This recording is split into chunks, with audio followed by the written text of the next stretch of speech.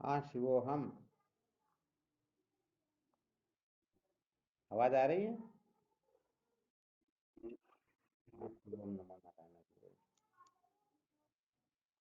अच्छा, क्या विषय चल रहा था अपना?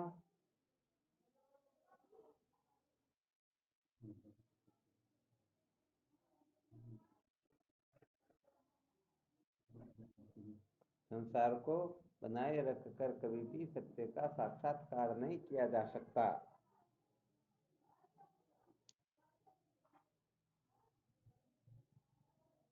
अच्छा, इसके अंतर्गत क्या सुना रहे थे?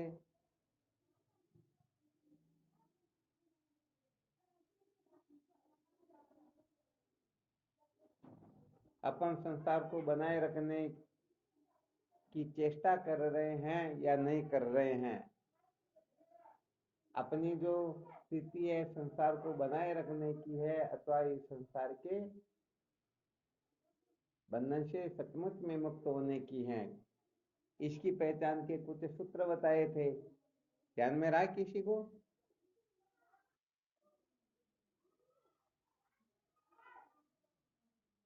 छह सूत्र बताए थे एक दिन। अच्छा, परसों क्या सुनाया था? कल तो सत्संग का कार्यक्रम था फुलेरा में, इसलिए कल का सत्संग हो नहीं सका था। परसों सुनाया क्या विशेष सूत्र सुनाए थे? ध्यान में रहा किसी को?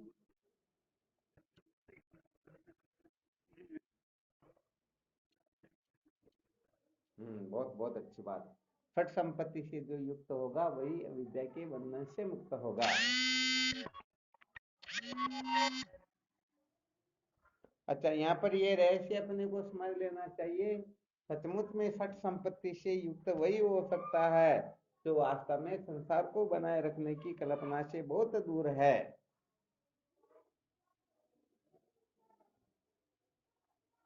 आ गया समझ में? हाँ, कहने का मतलब जैसे मन को खुला छोड़ देना, इंद्रियों को खुला छोड़ देना, मन में आए उस प्रकार के कुछ न कुछ करते ही रहना, ये सब क्या है? खुली छूट है या नहीं है? तो यहाँ पर कहने का मतलब मन इंद्रियां आदि सब नियंत्रण में आने लगते हैं। और जो मन इंद्रियों पर नियंत्रण करने लगते हैं, समझ लेना चाहिए वह संसार को बनाए रखने का सपना नहीं देखते हैं, बल्कि सचमुच में इस संसार के बंधन से मुक्त होना चाहते हैं। तो चलो, इस प्रसंग के अंतर्गत बताया था धन, सहायक, मंत्र, औषधि, तपस्या और योग, इन छह से जो सामर्थ्य प्राप्त होती हैं वह मृत्यु पर विजय प्राप्त करवाने में पूर्ण रूप से समर्थ नहीं है। कहने का मतलब संसार में अधिकतर लोग इन छह का सहारा लेकर के कुछ न कुछ प्राप्त करना चाहते हैं। ध्यान देना अच्छी तरह से। सबसे पहला इसमें क्या बताया गया? धन, बिल्कुल सत्य बात है।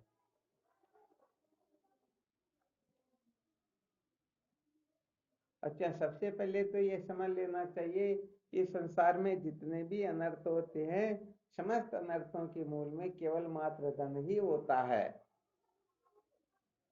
ध्यान देना अच्छी तरह से। क्या होता है सबके मूल में? हम्म, तो वैसे देखा जाए तो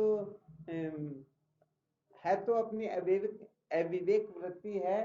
अपनी नासमझी ही हमें सुखी दुखी करती है। धन आदि बेचारे क्या दुखी सुखी करेंगे, परंतु हम इसका सदुपयोग नहीं कर सकते हैं। वैसे यही कारण होता है कि ये अपने को इधर उधर कर देता है। वैसे देखा जाए तो इस शास्त्रों में तो यहाँ तक कथन किया गया है,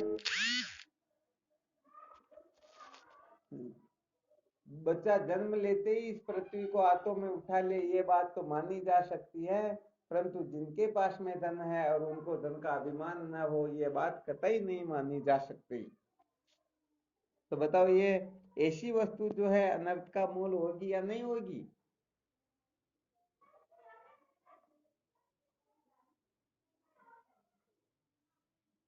आवाज आ रही है?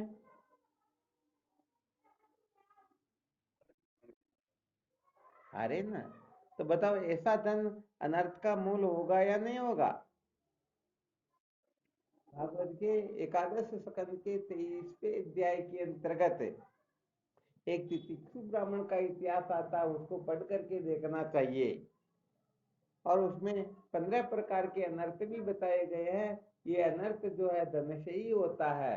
वैसे देखा जाए तो ये महापुरुषों ने विशेष विशेष चुन करके 15 अनर्थ बता दिए, वरना अनेक अनेक अनर्थ जो होते हैं वो इस धन से ही होते हैं। तो कहने का मतलब ये थोड़ी साइकोलॉजी देख लेनी चाहिए। जैसे जिसके पास में धन होता है उसे ये अभिमान रहता है कि मैं जो चाहूं सब कुछ प्राप्त कर लूंगा। तो ये बात बहुत अच्छी है, ठीक है, वो कर भी सकता है, परंतु इस बात को अच्छी तरह से समझ लेना चाहिए कि ये ब्रह्म विद्या जो होती है ये धन के द्वारा खरीदी नहीं जा सकती। ये थोड़ी अच्छी तरह से ध्यान में रख लेनी चाहिए। तो कहने का मतलब धन का दुरुपयोग करके, धन का अभिमान करके यदि कोई चाहता है कि मैं ब्रह्म विद्या को प्राप्त कर लूं, तो सच्ची बात वह कभी भी कर नहीं सकते हैं। धन का सदुपयोग करके, धन का त्याग करके यदि कोई चाहे तो सचमुच में सत्य का साक्षात्कार कर सकता है, परंतु धन का अभिमान करके सचमुच में कुछ भी नहीं किया जा सकता। देखो इस संसार के अंतर्गत धन के बल से तो सत्ता भी परिवर्तन हो जाती है, सत्ता भी परिवर्तित तो हो जाती है, परंतु वास्तव में धन सब कुछ नहीं होता है। वैसे संसार के अंतर्गत बहुत सारी जगह ये सुनने को मिलता है कि धन भगवान नहीं है, परंतु भगवान से कम भी नहीं है। शायद आप लोगों ने भी सुना होगा। तो वैसे देखा जाए तो इनकी दृष्टि केवल और केवल मात्र अनात्मा कार है, या जो सांसारिक पदार्थों को ही महत्व देते हैं, सांसारिक पदार्थों में ही जिनकी बुद्धि लिपायमान है, ऐसे लोग ही कहा करते हैं। वरना श्रुति माता का तो संकेत है, न कर्मणा न प्रजया न धनेन त्यागेन के अमृत तत्व मानसु। अरे इनके द्वारा अमृत तत्व की प्राप्ति नहीं होती है, बल्कि इनके त्यागने से होती है। तो देखो विचार करके सच्ची बात तो यह है कि धन के विमान में जो पागल होते हैं ना, सच्ची बात है, कभी भी कल्प कल्पांतर तक भी वो सत्य का साक्षात्कार नहीं कर सकते हैं। क्योंकि अभी बता दिया गया, जन्म लेता बच्चा इस पृथ्वी को उठा ले, ये बात तो मानी जा सकती है। ये हमारे संत शास्त्र कह रहे हैं, हमारे उपनिषदों के ऋषि कह रहे हैं। कहने का मतलब है ये असंभव जो बातें होती उनको स्वीकार की जा सकती है, परंतु किसी के पास में धन हो उसको अभिमान न हो, ये बात मानी नहीं जा सकती। तो सांसारिक पुरुषों के पास में धन आ जाए तो निश्चित रूप से अभिमान आएगा। और यदि किसी साधक के पास में, सत्संगी के पास में यदि धन आएगा, तो धन कहने का मतलब उनके अंतर्गत अभिमान का स्फुरन नहीं कर पाएगा, क्योंकि वो अच्छी तरह से जानते हैं। जैसे सर्प से कितना भय लगता है, परंतु सर्प को पकड़ने वाले अच्छी तरह से जानते हैं, उसके मौल मरम को जानते हैं, फिर उनके दांतों को तोड़ करके वो घर घर पर नाच नचाते हैं। तो जो इनको अच्छी तरह से काम में लेना जानता है, उनका ये धन कुछ नहीं बिगाड़ सकता है। परंतु जो बहिर्मुखी है, जो अनात्म पदार्थों को ही महत्व देता है, जो संसार को सत्य समझ करके मौज मस्ती मनोरंजन के चक्कर में ही पड़ा हुआ है, सचमुच में वह व्यक्ति तो इस धन के पीछे ऐसा पागल होगा कि वह समझ लेगा कि मैं परमात्मा को भी धन से खरीद लूंगा, संतों को भी खरीद लूंगा, शास्त्रों को खरीद लूंगा, ये कर लूंगा वो कर लूंगा। वह सब कुछ कर सकता है, परंतु वास्तव में जो खरीदे जाते हैं वो न्याय करने वाले नहीं होते हैं। अच्छी तरह से ध्यान देना। हाँ, ये थोड़ी विशेष बात है यहाँ पर। बहुत सारे लोग यहाँ अटके हुए रहते हैं। बहुत सारे संत भी अटके रहते हैं, क्योंकि वो समझते हैं कि धन के बिना काम नहीं चलता। जो ऐसा समझ करके बैठे हुए हैं, सचमुच में अभी तक उनको भी यथार्थ बोध नहीं है, तो दूसरों के हृदय में वो बोध का संचार कहां से करेंगे? आया समझ में? इसलिए सच्ची बात तो यह है, ठीक है, ये व्यवहारिक सत्ता जो है इसमें खाने पीने आदि की व्यवस्था के लिए इनकी आवश्यकता होती है, परंतु इसका मतलब यही नहीं है कि अविद्या के बंधन से छुटकारा भी इसी से मिलेगा। अरे भाई इससे क्या मिलेगा, ये स्वयं अविद्या है। इससे छूटने के लिए ही इनसे जो श्रेष्ठ वस्तु है हमें उनको आदर देना होता है। जब वो अपने हृदय में प्रकट होती है तो इनके प्रति जो अपनी आसक्ति होती है, वासना होती है, ममता ममता होती, सत्यत्व प्रियत्व रमणीयत्व बुद्धि होती है, वह शांत होने लगती हैं। होती या नहीं होती? हाँ बिल्कुल सही है। इसलिए वैसे देखा जाए तो ये धन जो है किसी भी प्रकार के से विचार करके देखो, ये सांसारिक पुरुषों के पास में यदि आ जाता है तो पता नहीं, आठवें आठवें तो क्या 16वें अध्याय के अंतर्गत इसको अच्छी तरह से मंथन करके देख लेना चाहिए। असो मयात शत्रु अनिशेता प्राणापि ईश्वरो अहम भोगी सिद्धो अहम बलवान सुखी। ऐसी ऐसी ये मूर्ख लोग कल्पना करते हैं, मैं ऐश्वर्य को भोगने वाला हूँ, मैं ईश्वर हूँ, मैं ऐसा करूंगा वैसा करूंगा, अमोद प्रमोद करूंगा, पता नहीं क्या क्या करने के स्वप्न देखता है और जीवन ऐसे ही चला जाता है। तो सच्ची बात तो ये है, देखो एक सूत्र पर थोड़ा विचार करना।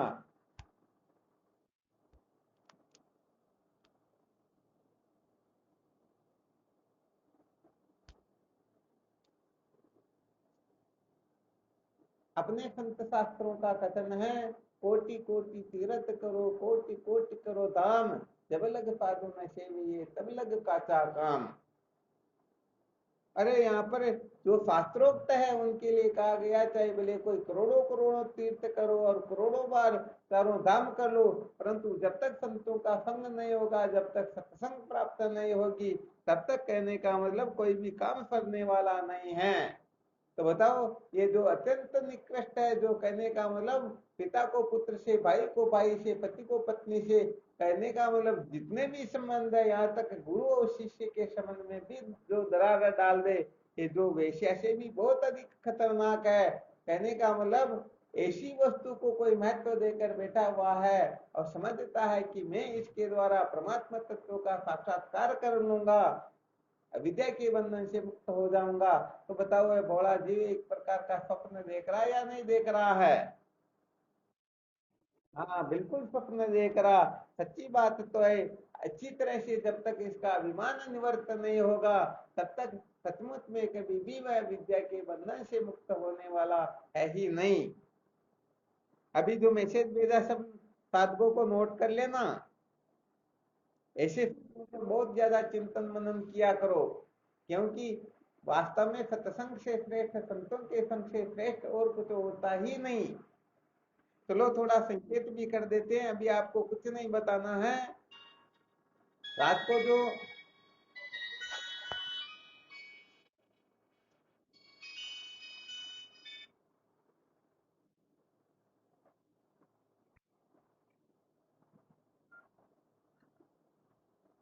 रात को जो सत्संग का कार्यक्रम हुआ था, उसमें से उसमें पुष्कर से कोई संत आए थे तो उन्होंने एक भजन सुनाया था। उस भजन का भाव यह था कि भगवान कह रहे हैं कि हे उद्धव, जो भागवत के एकादश स्कंद के 12वें अध्याय के अंतर्गत वर्णन किया गया, शायद आप लोगों को सबको पता ही है, सत्संग का और संतों का महात्म्य बताया गया, जिसके लिए बहुत सारे भजन सुनने को मिलते हैं।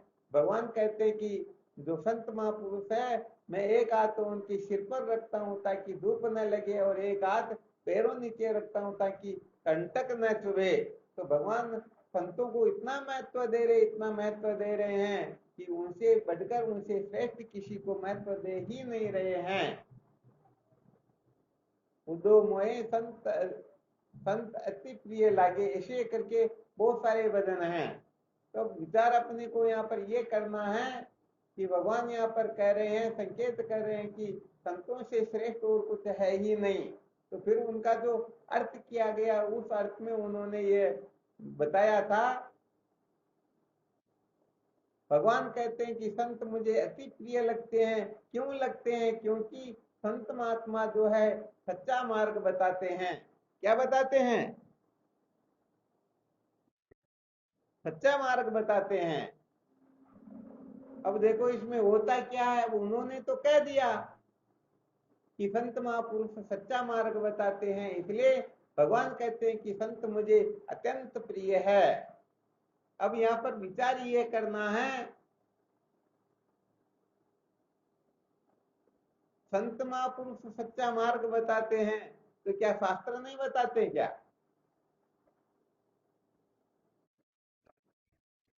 अच्छा चलो थोड़ी देर के लिए मान लिया जाए संत महापुरुष सच्चा मार्ग बताते इसलिए भगवान को अति प्रिय है। तो यहाँ पर यदि हम विचार करके देखेंगे, निर्णय निकालेंगे, तो वास्तव में परमात्मा को प्राप्त करने का तो कोई मार्ग होता ही नहीं। अरे भाई, जो वस्तु परिचिन्न होती हैं, जो इस सृष्टि में एक जगह पर हो, अर्थात परमात्मा कहीं सातवें आसमान पर बैठा हो, तो उसके लिए किसी न किसी मार्ग की आवश्यकता होती है। आराम समझ में। परंतु परमात्मा तो अपना आत्मा ही है, सबको नित्य प्राप्त है, सब जगह पर है, सब समय में है, सबके अंतर्गत है। बताओ ऐसे परमात्मा को प्राप्त करने के लिए किस मार्ग की आवश्यकता होगी? अच्छा फिर विचार करके देख भी लेना, मार्ग की आवश्यकता होगी या समस्त मार्गों के त्याग की आवश्यकता होगी?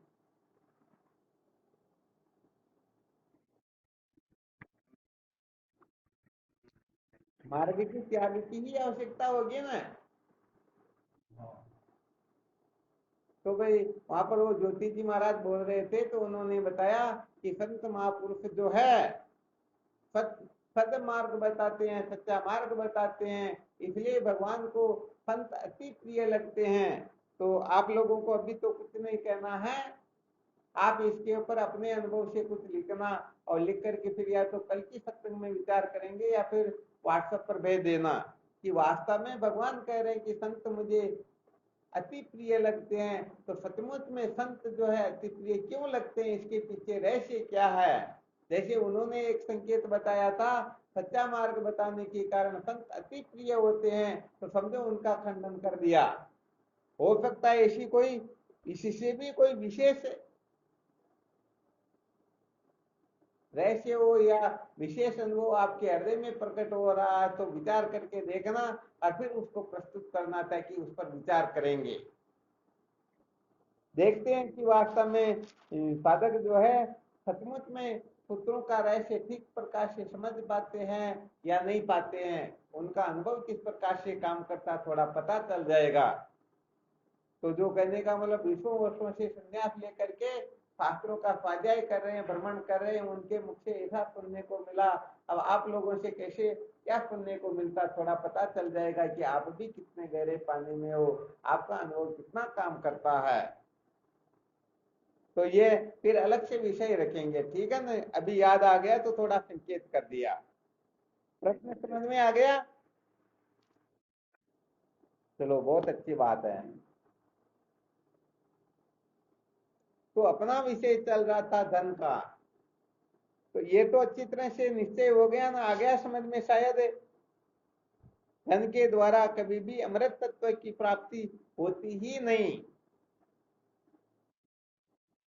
तो कहने का मतलब इस धन से तो अनेक अनर्थ होते हैं, अनर्थों की निवृत्ति इससे होने वाली है नहीं।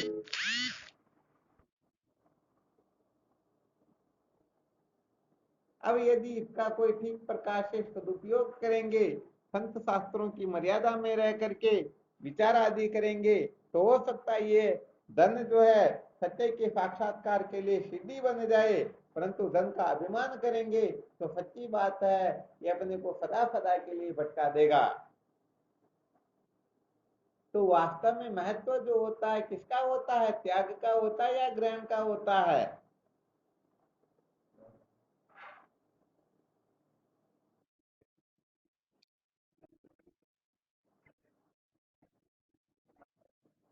हाँ, वास्तव में महत्व जो होता है त्याग का होता है, ग्रहण का महत्व नहीं होता है।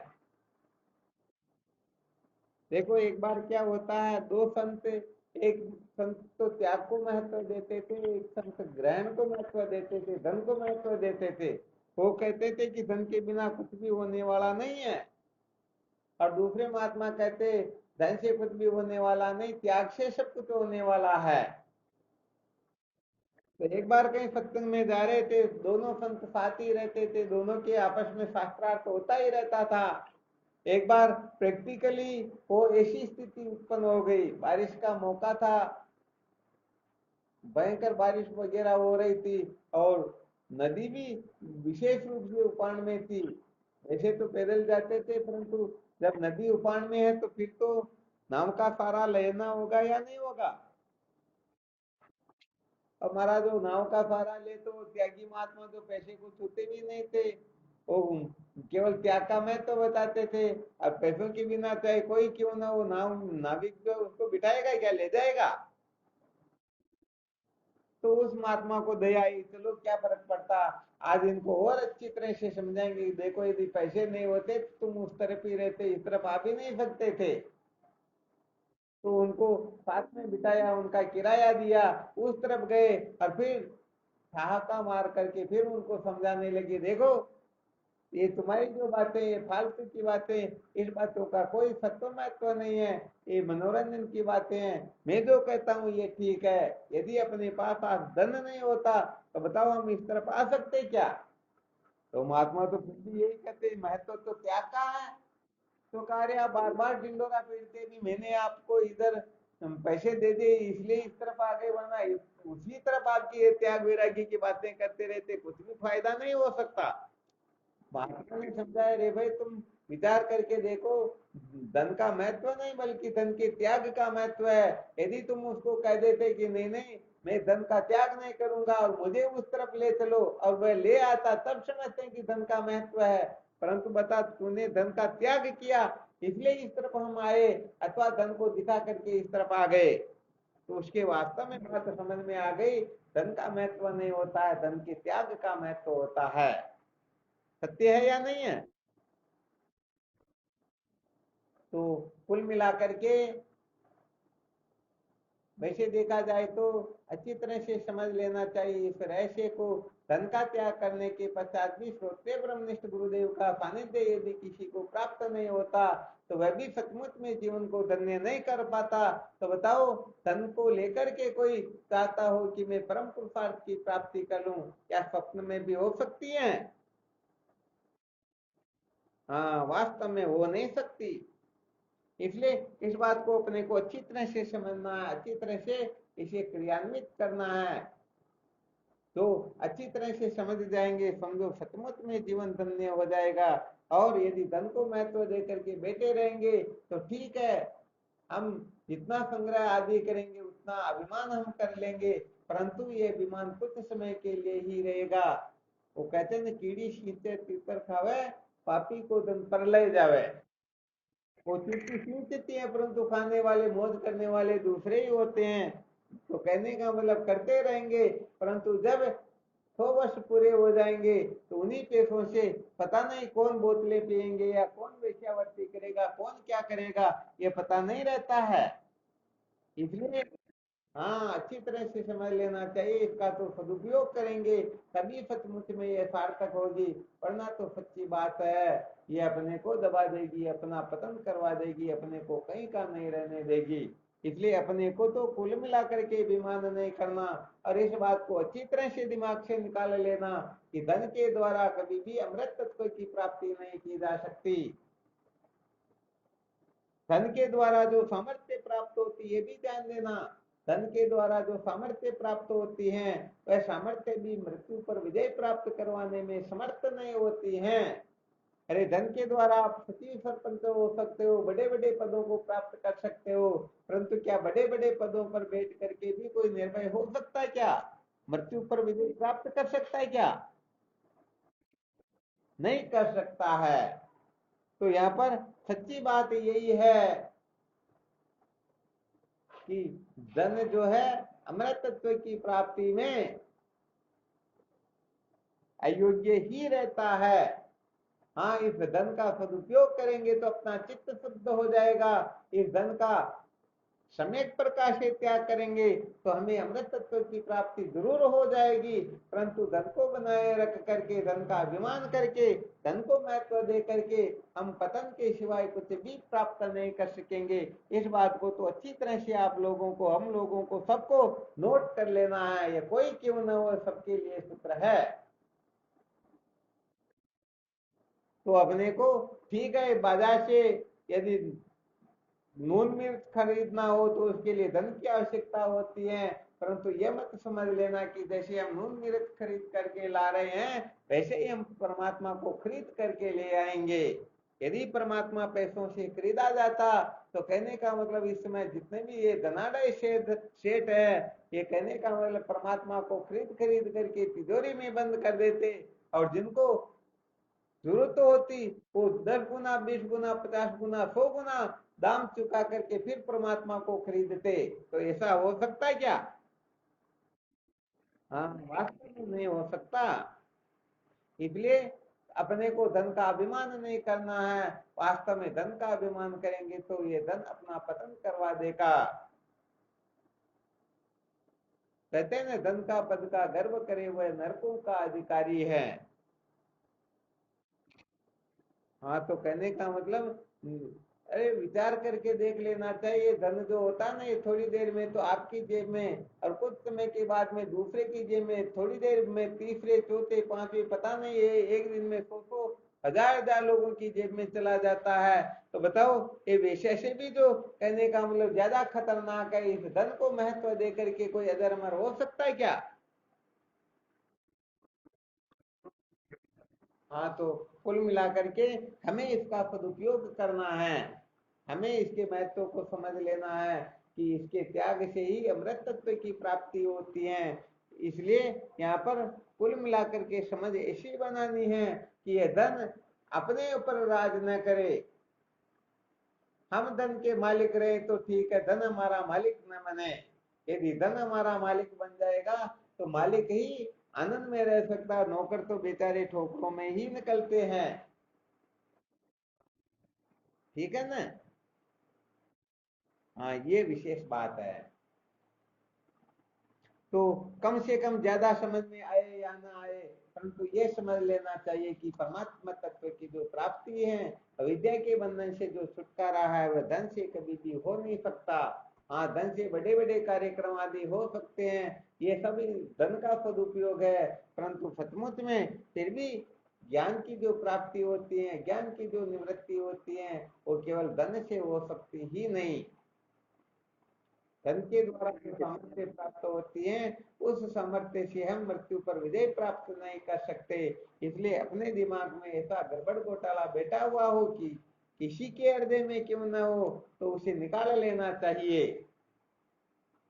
क्योंकि विदेश में किसी को जाना हो तो घर से वो मोटरसाइकिल से बैठ करके हवाई अड्डे तक तो जा सकते हैं, परंतु वहां पर फिर मोटरसाइकिल के पहिए को खोल करके साथ नहीं ले जाया जा सकता।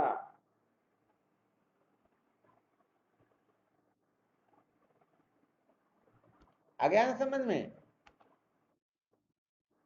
तो कुल मिलाकर के ये जो सूत्र बताया गया है, न कर्मणा न प्रजया न धनेन त्यागे ने कि अमृत तत्व मानसु, तो धन के द्वारा कभी भी अमृत तत्व की प्राप्ति नहीं होती है। ये रहस्य याज्ञवल्क्य जी महाराज और मैत्रेय के समाज से आप अच्छी तरह से समझ सकते हो। मैत्रेय ने स्पष्ट कह दिया, भगवान क्या इस धन के द्वारा मैं अमृत तत्व को प्राप्त कर लूंगी? तो याज्ञवल्क्य जी महाराज कह देते हैं, कदापि नहीं, कदापि नहीं, कदापि नहीं। अरे, इस धन के द्वारा कभी भी तू अजर अमर नहीं हो सकती। तो फिर मैत्रेय ने प्रश्न कर लिया, भगवान यदि इससे मैं अजर अमर नहीं हो सकती हूँ तो फिर मेरा क्या होगा? याज्ञवल्क्य जी महाराज ने स्पष्ट कह दिया, अरे होगा क्या? जैसे संसार के धनाढ़ लोगों को जो स्थिति प्राप्त है वही स्थिति तेरे को प्राप्त हो जाएगी, अर्थात तू केवल मात्र भोगी हो जाएगी।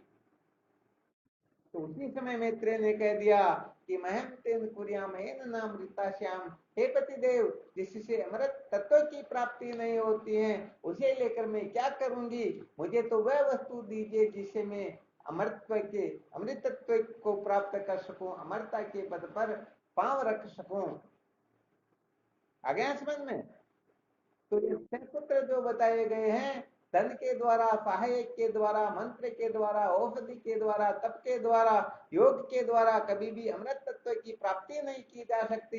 इसलिए साधकों को थोड़ा ये अच्छी तरह से ध्यान में रहना चाहिए, क्योंकि इन छह का सारा लेकर के संसार में लोग पागल हो रहे हैं कि हम इस प्रकार से अगर अमर हो जाएंगे, परंतु स्वप्न किसी को आता हो तो दिमाग से निकाल लेना, कभी भी इसे जीवन सफल होने वाला है ही नहीं। तो आज आपको बताया गया, धन के द्वारा कभी भी अमृत तत्व की प्राप्ति नहीं की जा सकती। इसलिए यदि कोई धन के अभिमान में पागल हो रहा हो, मैं सब कुछ कर लूंगा, परमात्मा को खरीद लूंगा, ज्ञान प्राप्त कर लूंगा, ऐसा वैसा कर लूंगा, तो भाई अंधेरे के अंतर्गत है, इसे कुछ भी होने वाला नहीं है। इसे आप पेट भर सकते हो, इसे आप राजनीति कर सकते हो, आप नेता बन सकते हो, पद प्रतिष्ठा को प्राप्त कर सकते हो, मौज मस्ती कर सकते हो, संसार में बहुत बड़े भोगी हो सकते हो, पता नहीं भले आप तीन लोग को खरीद सकते हो, परंतु ब्रह्म विद्या को खरीदना, ब्रह्मवेता महात्मा को उसमें करना और अविद्या के बंधन से मुक्त होना दिमाग से निकाल लेना। क्योंकि जो सचमुच में महापुरुष होते हैं वो इनकी परवाह नहीं करते हैं, वो तो देखते हैं कि सचमुच में ये सच्चा साधक है या नहीं है, सचमुच में ये शास्त्रोक्त रीति से धन का उपार्जन करता है या नहीं करता, धन का सदुपयोग करता है या नहीं करता, और आवश्यकता पड़ने पर ये धन का त्याग करने की सामर्थ्य रखता है या नहीं। तो ऐसी योग्यता जिनमें होती है उनके ऊपर महापुरुष स्वाभाविक रूप से कृपा करते हैं। और इनके अलावा यदि कोई इनके पीछे पागल हो रहा हो तो सच्ची बात है वो ऐसे ही जन्मेगा मरेगा, सच्ची शांति कल्प कल्पांतर तक भी मिलने वाली है ही। हाँ, इस बात को बहुत अच्छी तरह से ध्यान रखना चाहिए। तो देखो भाई, ये जो सूत्र होते हैं ना,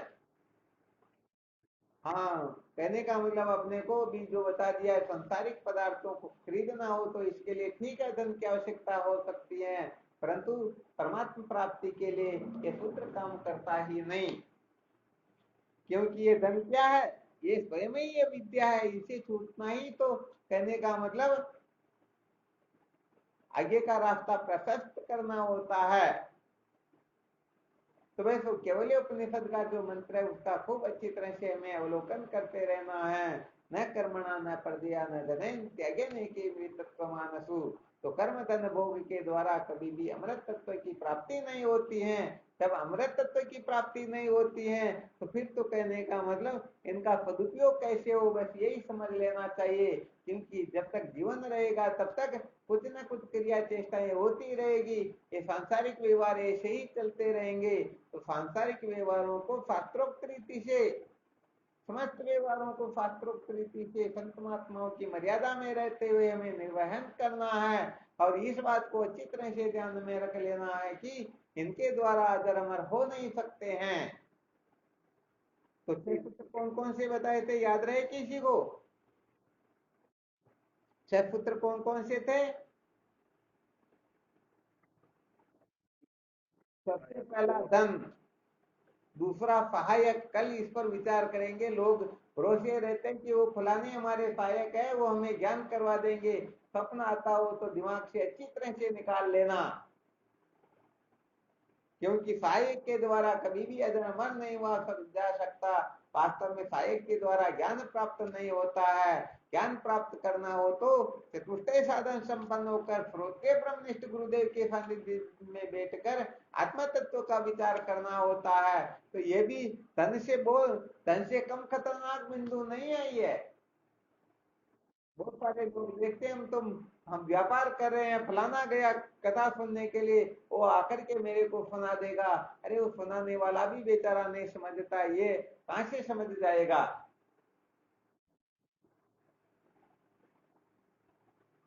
तो यहाँ पर बहुत बहुत सारे सूत्र निकलते हैं। यहाँ पर कहने का मतलब ये ब्रह्म विद्या बड़ी विलक्षण वस्तु होती है। यहाँ कल्पना का नाम ब्रह्म ज्ञान नहीं होता है। कल्पना हो या न हो, ब्रह्म ज्ञान बड़ी विलक्षण वस्तु होती है। इसलिए कहने का मतलब हम अनेक प्रकार की कल्पनाओं में बंधे रह करके फिर अज्ञान के बंधन से मुक्त होना चाहते हैं, ये बड़ा गड़बड़ घोटाला है।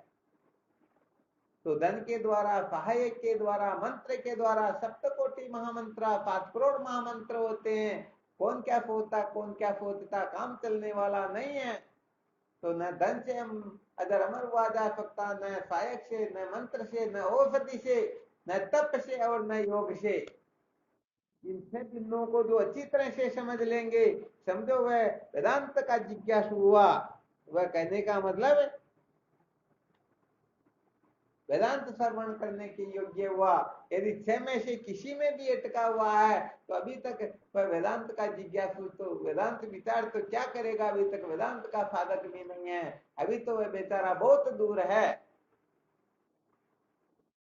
हाँ, तो छह सूत्र भी अपने को विशेष रूप से समझने थे, क्योंकि इनको अच्छी तरह से समझेंगे तभी रहस्य समझ में आएगा। और जब छह सूत्र अच्छी तरह से हम समझ करके इनका त्याग कर दे, तब समझना वो अपना जो असली सूत्र है, संसार को बनाए रख कर कभी भी सत्य का साक्षात्कार नहीं किया जा सकता, ये बहुत बड़ा गड़बड़ घोटाला है। क्योंकि संसार के अंतर्गत जीव मात्र जो है संसार को बनाए रखकर, अपने आप को बनाए रखकर कुछ न कुछ कल्पना जल्पना करके फिर सत्य का साक्षात्कार करना चाहते हैं। इससे काम चलने वाला वास्तव में है ही नहीं। तो इन छह प्रकार के सूत्रों से जो ऊपर उठ जाएंगे, समझो वह संसार को बनाए नहीं रखना चाहता है। और जो संसार को नहीं बनाए रखना चाहता, सचमुच में उसी के हृदय में ये ब्रह्म विद्या प्रकट होगी, जिसका आगे वर्णन किया जाएगा। आ रहा समझ में? चलो, बहुत बहुत धन्यवाद। तो ये धन के बारे में जो कुछ भी सुनाया, इनका अच्छी तरह से मंथन करते रहना, क्योंकि इतने ऊंचे सूत्र बता दिए कि सृष्टि बच्चा जन्म लेते ही इस सृष्टि को उठाने की सामर्थ्य प्राप्त कर सकता है या किसी ने उठा लिया हो, हालांकि संभव ही नहीं है, इसको माना नहीं जा सकता, फिर भी इसको आंख बंद करके मान लो बिल्कुल सत्य ऐसा हो सकता है। परंतु कोई कह दे धन पास में और कहे मेरे को धन का अभिमान नहीं है, ये बात मानी नहीं जा सकती। संकेत इस प्रकार से किया गया। हाँ, इसलिए वास्तव में जिन जिन से अभिमान बढ़ता है उनसे बहुत सावधान रहना चाहिए, क्योंकि हमें इस अभिमान से मुक्त होना है। अरे पता नहीं अनादिकाल से जीव भटकता हुआ आ रहा है, और पता नहीं कितना कितना अभिमान करके पागल हो रहा, संसार अरण्य में भटक रहा कि मेरे से कोई श्रेष्ठ नहीं है, मैं ऐसा हूँ मैं वैसा हूँ। अभी 16वें अध्याय के बारे में भी बताया गया, 16वां अध्याय पढ़ करके देख लेना चाहिए। आसुरी संप्रदाय के जो व्यक्ति होते हैं वो किस किस प्रकार से कल्पना किया करते। तो इस प्रकार की जो कल्पना करने वाले होते हैं वो सचमुच में अंधेरे में ही होते हैं। इसलिए भाई ये छह सूत्र बड़े विलक्षण है, इनको बहुत अच्छी तरह से ध्यान में रखना। इनको ध्यान में रखोगे तो केवल उपनिषद के मंत्र का रहस्य समझने में थोड़ी सहायता मिलेगी, और सचमुच में ये सारे के सारे सूत्र जिसके हृदय में क्रियान्वित होते हैं, प्रकट होते हैं, समझो फिर वह साधक होता है और ब्रह्म विचार करने के योग्य होता है। ये बात तो हम अच्छी तरह से जानते हैं कि कुत्ता भी जो है वह भी जगह को साफ करके फिर बैठता है, वह हर किसी जगह पर नहीं बैठता है। तो ऐसे ये ब्रह्म विद्या ऐसी नहीं है कि हर किसी के हृदय में प्रकट हो जाएगी। ये तो सचमुच में अधिक ये ब्रह्म विद्या अधिकारी को ही चाहती है, अधिकारी के हृदय में ही प्रकट होती है, इसलिए अधिकृत होना होता है। जो अधिकारी होगा वही ब्रह्म विद्या का वर्ण करेगा, वही वास्तव में ब्रह्म जिज्ञासु हो सकेगा, उसी के हृदय में ब्रह्म विद्या प्रकट होगी। तो हम क्या करते हैं, ये अधिकृत जो काम करते हैं, यही कारण होता है कि फिर जेल में पड़ना होता है। हाँ, जैसे कानून है कि 3 फीट के नीचे से यदि कुछ भी वस्तु निकलती है तो उसके ऊपर सरकार का अधिकार होता है, यदि कोई अक्ल मुशेरी लगाता तो उसे जेल में जाना होता है।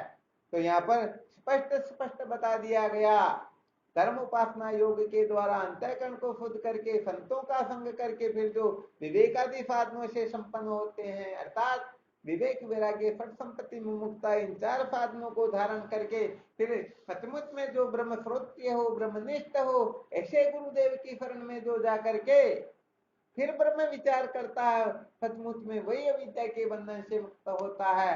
वरना ऐसा मत समझ लेना कि किताबें पढ़ लेंगे काम चल जाएगा, किसी से सुन लेंगे काम चल जाएगा। आजकल तो ये सोशल मीडिया का जमाना है, तो हम यूट्यूब पर देख लेंगे, पता नहीं कहाँ कहाँ खोज करके ऐसा वैसा कर लेंगे। भरोसे मत रहना, स्वप्न में भी अविद्या की निवृत्ति होने वाली नहीं है। अविद्या बड्ड जरूर जाएगी, अविद्या निवृत्त होने वाली तो है ही, वास्तव में निवृत्त होने वाली नहीं है। इसलिए अपने को इन समस्त तत्वों से मुक्त रखना है, किसी प्रकार का अभिमान न आने पाए।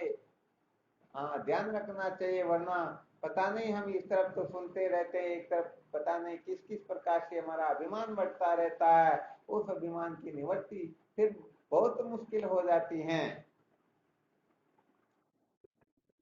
तो चलो, बहुत बहुत धन्यवाद है।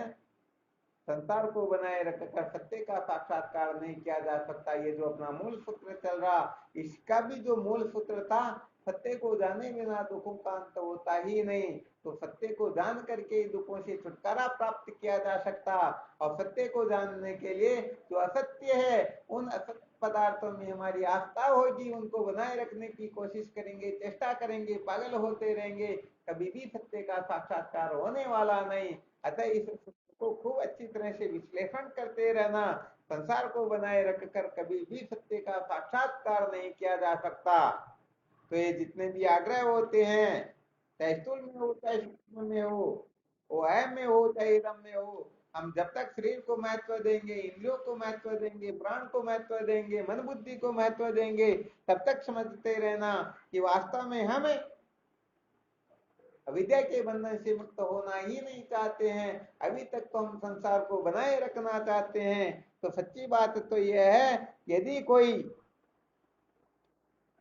संसार को बनाए रखने की कल्पना करके फिर भले ही कल्प कल्पांतर तक संतों का संग करता रहे, ब्रह्म विद्या का श्रवण मनन करता रहे, भले श्रोत्रिय ब्रह्मनिष्ठ गुरुदेव का सहारा भी क्यों न ले ले, सच्ची बात है, जीवन धन्य होने वाला वास्तव में है ही नहीं।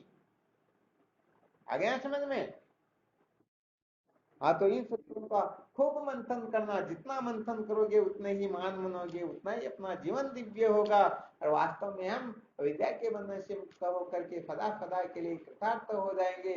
वरना ये मौज मस्ती मनोरंजन तो अनादिकाल से करते ही आ रहे हैं, कर ही रहे हैं, करते ही रहेंगे। मौका चूक गया तो सदा सदा के लिए पतन हो जाएगा, फिर जीवन कभी धन्य होने वाला वास्तव में है नहीं। इसलिए हमें किसी के भरोसे नहीं बैठना है।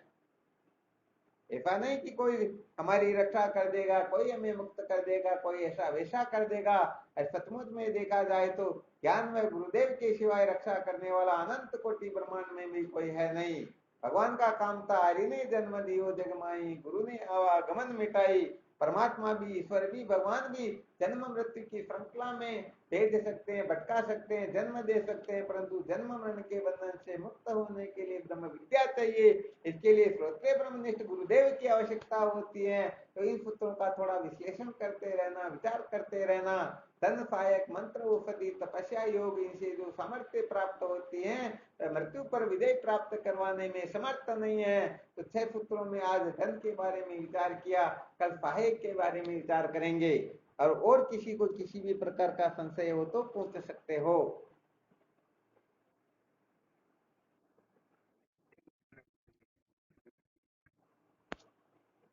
हाँ, तो हालांकि सुन तो सब रहे हैं, परंतु कहने का मतलब बात समझ में आ जाए तब है।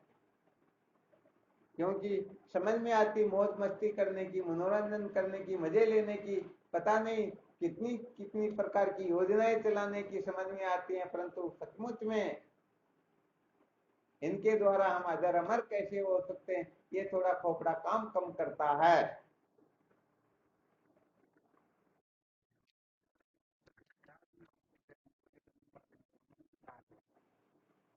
ठीक बात है। हाँ, तो चलो, इनका सदुपयोग करते रहो, विचार करते रहो, और वास्तव में जो ब्रह्मास्त्र है उस ब्रह्मास्त्र को हृदय में धारण कर लो। और क्या ब्रह्मास्त्र है? न कर्मणा न प्रजया न धनेन त्यागेन केवली तत्व मानसो, न कर्म से मोक्ष होते, न धन से मोक्ष होते, न भोगों से मोक्ष होती है। इसलिए कर्म धन भोग का जितना जितना त्याग कर सकोगे, भगवान सुरेश्वराचार्य जी महाराज लिखते हैं, जितना जितना त्याग करोगे उतना उतना प्रत्येगात्मा का अनुभव हो जाएगा।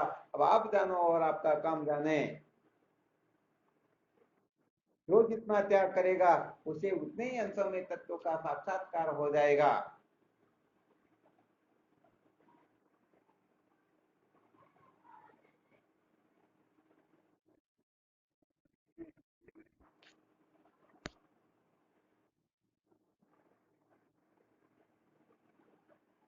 चलो और कोई शंका हो तो देख लो।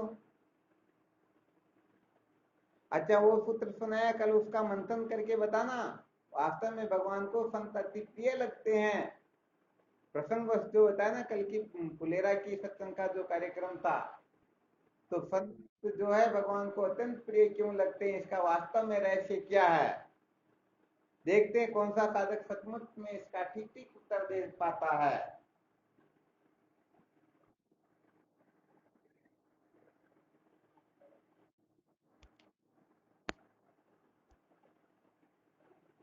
आप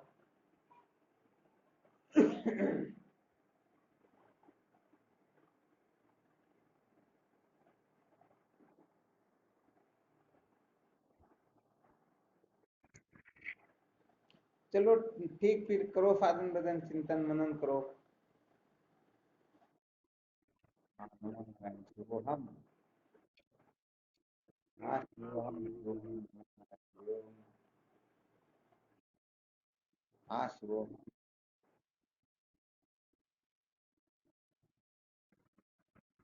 हाँ शिवोहम।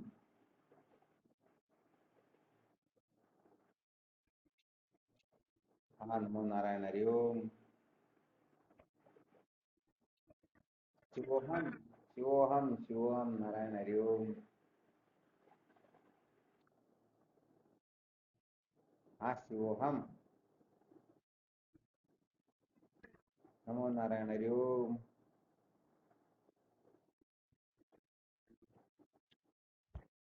शिवोहम।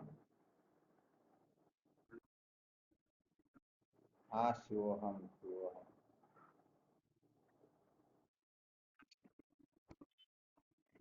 शिवोहम।